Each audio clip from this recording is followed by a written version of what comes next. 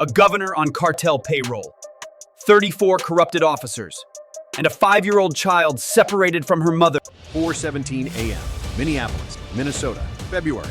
Fog rolled off the Mississippi River like smoke from a dying fire. The streets of the Phillips neighborhood sat empty, silent, suffocated by cold so sharp it burned the lungs. Streetlights flickered amber against sheets of ice clinging to parked cars. Somewhere in the distance, a train whistle moaned across frozen rail yard. Then came the thunder, not from the sky, from the ground. 47 black SUVs and armored tactical vehicles materialized from 3 directions simultaneously. FBI hostage rescue team operators moved in tight formations toward a converted warehouse on East Lake Street. DEA agents in midnight tactical gear flanked a row of nail salons and money transfer businesses along Nicollet Avenue.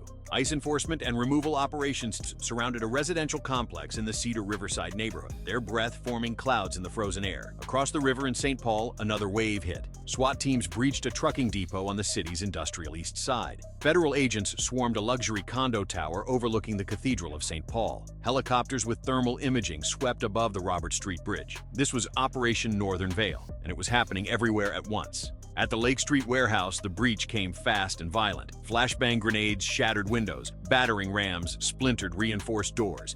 Agents in black poured through like shadows given form, their voices cutting through the chaos with precise tactical commands. Inside, they found exactly what intelligence had promised. And then they found more. The first floor appeared to be a legitimate textile distribution center. Bolts of fabric, shipping manifests, forklifts, and pallets. But behind a false wall concealed by industrial shelving, a steel door led to something else entirely. A counting room. Stacks of cash wrapped in plastic, organized by denomination, totaling over $14 million.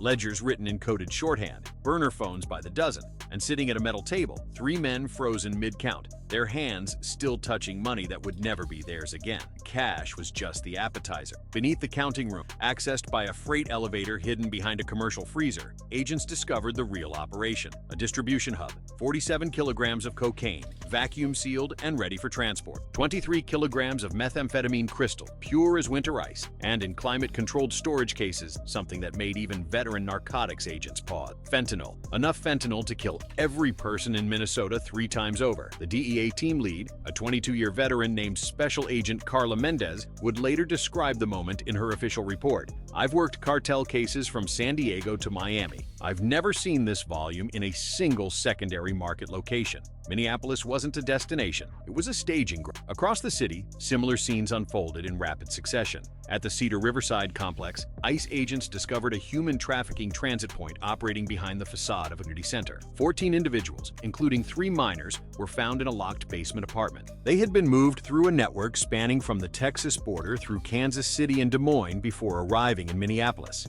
Some had been there for weeks, others for months. All were promised legitimate work. None had received it. In Saint Paul, the trucking depot raid yielded 18 tractor trailers equipped with hidden compartments. The modifications were professional grade. Hydraulic panels concealed spaces capable of holding dozens of people or hundreds of kilograms of product. Manifests showed routes to Chicago, Detroit, Milwaukee, and Denver. The depot had been operating for 6 years without a single date violation. Not because they were following regulations, because someone was making sure no one ever looked. The luxury condo tower produced the most chilling discovery of the night. Penthouse Unit 4700 belonged, on paper, to a shell company registered in Delaware. Inside, agents found a communications center, encrypted servers, satellite uplink, and a wall-mounted display showing a digital map of the entire upper Midwest with real-time tracking of what appeared to be shipment locations, personnel assignments, and something labeled protected corridors. But it was the safe that changed everything, concealed behind a bookshelf filled with leather-bound classics no one had ever read. The safe required 3 separate codes to open. Inside, agents found documents. Not drug ledgers, not money counts, something far worse. Organizational charts showing cartel connections to local government officials, payment records for law enforcement personnel,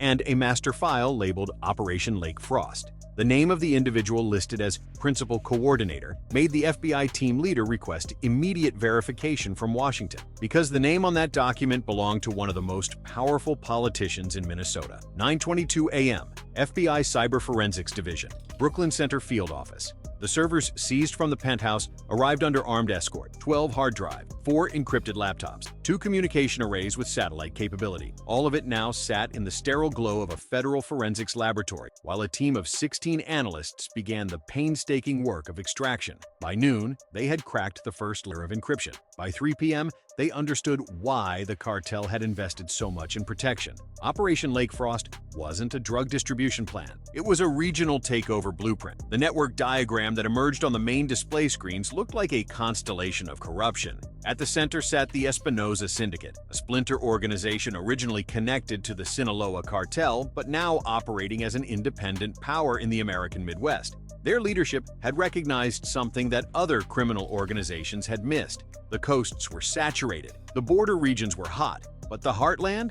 The heartland was wide open. Minnesota offered everything a sophisticated criminal enterprise could want. Major highway and rail intersections, international border proximity with Canada, a diverse immigrant population that provided both recruitment opportunities and camouflage, a stable economy that generated enormous amounts of legitimate cash flow to hide illegitimate funds, and most importantly, a political culture built on trust. The Espinosa Syndicate had spent 7 years exploiting that trust. The financial web was staggering in its complexity. 63 shell companies registered across 7 states. 14 restaurant chains used for money laundering, a regional trucking consortium that moved both legitimate freight and cartel product, a network of payday lending operations that generated dirty cash while exploiting vulnerable communities, a fake nonprofit foundation that received state grants while funneling money offshore. But the true genius of Lake Frost wasn't the money, it was the protection. The documents revealed systematic compromise of law enforcement at every level. Patrol officers who altered their routes on specific nights, border agents who flagged certain vehicles as pre-cleared, prosecutors who dismissed cases with procedural technicalities, judges who granted bail to cartel members while denying it to their rival. And at the top of it all sat a fictional Minnesota politician named Governor Raymond Stoltz. Not figuratively, literally at the top. The Operation Lake Frost organizational chart showed Governor Stoltz as the principal coordinator. His official state email had been used to communicate with cartel logistics planners. His digital signature appeared on documents approving route selections and timing for major shipment. A separate file showed wire transfers totaling $17 million to offshore accounts in his wife's maiden name. This wasn't corruption. This was command-level collusion. Governor Raymond Stoltz hadn't been bribed by the Espinosa Syndicate. He had been recruited by them 7 years earlier during his first campaign for statewide office, when he needed money and the cartel needed a friend. They had grown together, and now the governor of Minnesota was effectively the cartel's head of Midwest operations. Minnesota hadn't been infiltrated, it had been purchased. But you need to understand something before we continue. What the FBI found next made the governor look like a minor player. 6:04 a.m., day 3. FBI Joint Operations Command Center, Fort Snelling. The command center hummed with the controlled chaos of a major federal operation. Screens covered every wall, displaying real-time feeds from field teams across 6 states. A massive digital map dominated the center of the room, showing over 200 red markers pulsing across Minnesota, Wisconsin, Iowa, North Dakota, South Dakota, and Nebraska. This was no longer a local operation. This was regional eradication. Operation Northern Veil Phase 2 mobilized over 1,200 federal agents. FBI, DEA, ICE, and DHS personnel coordinated with state police from 4 jurisdictions. 200 SWAT team members staged at forward operating bases. Black Hawk helicopters from the Minnesota National Guard provided air support. Coast Guard vessels patrolled Lake Superior shipping lanes. U.S. Marshals prepared transport for what everyone expected to be hundreds of arrests. At exactly 6:30 a.m., the second wave began. In Duluth, agents hit a port facility where shipping containers had been arriving from Canada with false documentation for 3 years. Inside, they found 22 kilograms of heroin and evidence of a smuggling route that extended to Thunder Bay and beyond. In Rochester, a suburban home belonging to a retired state trooper concealed a sophisticated money-counting operation. The trooper, who had spent 31 years in law enforcement, had been on cartel payroll for the last 8. In Fargo, a farm equipment dealership served as a transfer point for human trafficking victims being moved from Minneapolis to oilfield labor camps in western North Dakota. 12 victims were recovered. 7 suspects were taken into custody. In Sioux Falls, a chain of car washes owned by a shell company connected to Lake Frost had laundered an estimated $40 million over 5 years. In La Crosse, a medical supply company had been diverting legitimate pharmaceutical shipments and replacing them with cartel-produced fentanyl pills. The counterfeit medications had reached pharmacies in 3 states, and in a rural area outside Mankato, agents discovered something that would dominate headlines for weeks: a tunnel. Not a crude smuggling tunnel like those found on the southern border. This was an engineering marvel, 700 feet long, running beneath a farm property owned by a holding company traced back to Governor Stoltz's brother-in-law. The tunnel connected a barn on one property to a warehouse on an adjacent parcel. Inside, agents found evidence of massive product storage. The tunnel had been used to move tons of narcotics without ever touching public roads. The Espinosa Syndicate hadn't just infiltrated Minnesota. They had built infrastructure. By the end of day 3, the numbers told a story of systematic criminal enterprise on a scale the Midwest had never seen. Total seizures: 847 kilograms of cocaine, 312 kilograms of methamphetamine, 156 kilograms of heroin, and 2.1 million fentanyl pills. Total cash recovered: $89 million. Total arrests: 247 individuals across 6 states. Total law enforcement personnel arrested: 34, including 2 sheriffs, 4 police chiefs, and a sitting state senator. The underworld took more damage in 72 hours than in the previous 7 years combined. But the operation wasn't finished, not even close. Because buried in the Lake Frost files was one more revelation, one more secret that explained everything: the Day of Truth. The analysts found references to it scattered throughout the encrypted communications. Day of Truth preparation, Day of Truth protocols, Day of Truth contingency. At first, they assumed it was a code name for a planned operation, a major shipment, a coordinated attack on rival organizations. But as they pieced together fragments from multiple sources, a different picture emerged. The Day of Truth wasn't a cartel operation, it was a political event. Governor Raymond Stoltz had been planning it for 18 months. A massive rally in downtown Minneapolis, scheduled for the 3rd Saturday of March. Officially, it was billed as a celebration of Minnesota values and a call for transparency in government. Thousands of supporters had already registered to attend. Media coverage was guaranteed, but the Lake Frost files revealed the true purpose. Day of Truth was designed as a distraction, a massive public spectacle that would dominate news coverage across the state while the cartel executed its largest single operation ever. 100 vehicles moving simultaneously across 12 routes, $40 million in product, enough fentanyl to supply the entire Midwest for 6 months. The rally wasn't about transparency, it was about creating a media blackout. And the files showed something else, something that made federal prosecutors accelerate their timeline. Governor Stoltz planned to use the Day of Truth rally to announce his candidacy for President of the United States. He wasn't just protecting the cartel, he was planning to take their operation national. The arrest of Raymond Stoltz occurred at 4:47 a.m. on day 4, at his private residence in Wayzata. FBI agents surrounded the lakefront mansion while a tactical team breached the front entrance. The governor was found in his bedroom, reaching for a phone that was already being jammed. He said nothing during his arrest. He said nothing during transport. He said nothing during booking. His silence was the silence of a man who understood that speaking would only make things worse. But his silence couldn't stop what the investigation had already uncovered. The forensic examination of law enforcement records revealed betrayal at every level of Minnesota's criminal justice system. 112 officers across 14 departments had received payments from cartel-connected sources. The payments ranged from $500 a month for patrol officers to $50,000 a year for senior commanders. The pattern was always the same.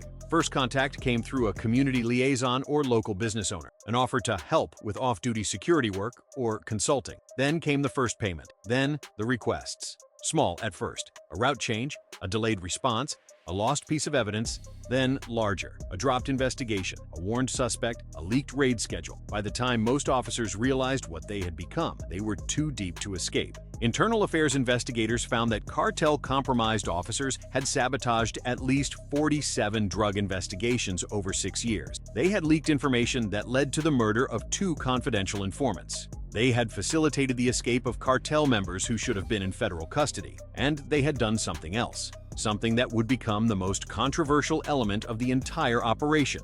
They had weaponized immigration enforcement. This part requires careful explanation, because what federal investigators discovered wasn't just corruption, It was systematic abuse of legal authority for criminal purposes. The Espinosa Syndicate understood that immigration enforcement created both risks and opportunities. Risks because their trafficking operations depended on moving people across borders. Opportunities because the same system could be manipulated to eliminate rivals and silence witnesses. Compromised officers had used immigration holds to detain individuals who threatened cartel operations, witnesses to trafficking operations, competitors in the drug trade, community members who asked too many questions. All of them swept up in what appeared to be legitimate enforcement actions, then processed through a system designed to remove them before they could talk. The files showed coordination between cartel planners and corrupted ICE officers, names flagged in databases, targeted enforcement in specific neighborhoods, detention timing coordinated with cartel logistics. And then there was the document that would generate the most public outrage, a list of 847 individuals who had been detained and deported over 6 years based on false or manipulated information provided by cartel-connected sources.